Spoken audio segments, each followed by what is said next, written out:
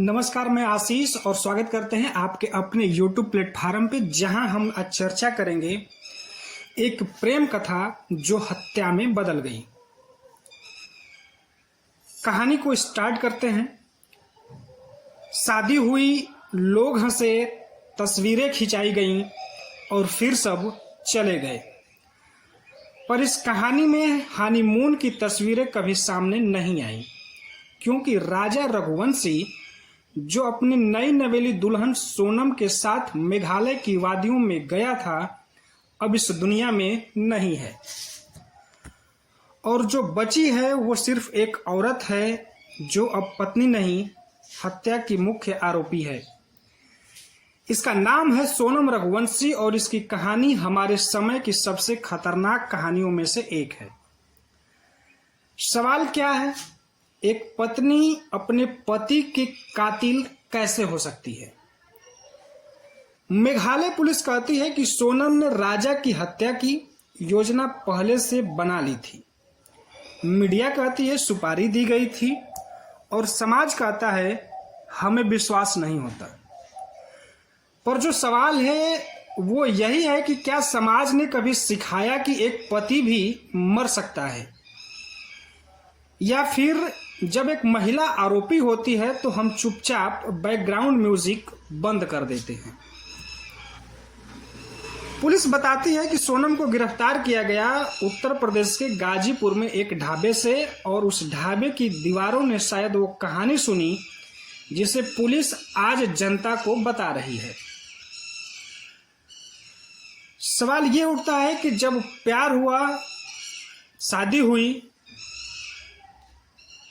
तो यह हत्या क्यों किया गया? गाजीपुर में ढाबे से जब सोनम को गिरफ्तार किया गया तब वो भाग नहीं रही थी, वो बैठी थी शांत, जैसे उसने कुछ खोया ही नहीं।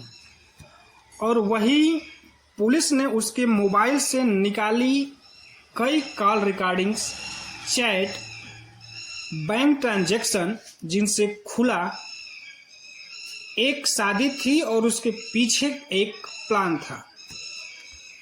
भाड़े के हत्यारे 4 लोग गिरफ्तार हुए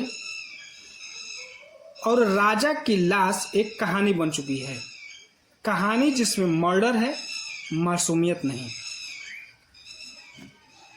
मेघालय के खूबसूरत पहाड़ियों में एक जगह है जहां राजा की लाश मिली। शरीर पर चोटों के निशान थे और उसकी आंखें बंद थी, पर अब आंखें जनता खोल रही हैं।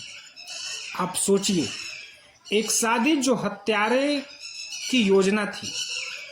कितनी बार आपने सुना है कि पति को मारने के लिए हनीमून चुना गया हो? क्या ये हमारी आधुनिकता है या लालच का एक नया चेहरा? मेघालय पुलिस कहती है सोनम ने कबूल किया है कि उसने ही प्लान बनाया, उसने ही राजा को वहां बुलाया और वो भाड़े के लोग वहां पहुंचे। उन्हें पैसे किसने दिए, इस पर भी जांच जारी है। कई और नाम सामने आ सकते हैं, शायद कोई तीसरा आदमी भी, कोई रिश्तेदार या कोई प्रेमी, या फिर यह कहानी सिर्फ उतनी ही है जितना हम सोच सकते हैं। सिस्टम और समाज भी इस सवालों के कटघरे में है। जब हम सब इस तरह के व्यवस्था में जी रहे हैं, अब सवाल सिर्फ राजा और सोनम तक सीमित नहीं है। सवाल इस समाज से है जो लड़कियों को सास बहू सीरियल से आगे नहीं देखता और लड़कों को मर्द समझकर उनकी पीड़ा को मजाक बना देता है।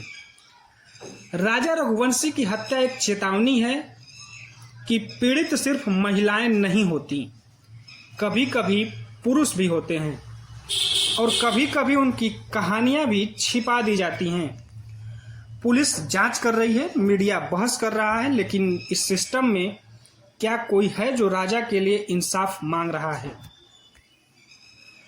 कल कोई और मरेगा, फिर कोई और वीडियो बनेगा और फिर हम भूल जाएंगे।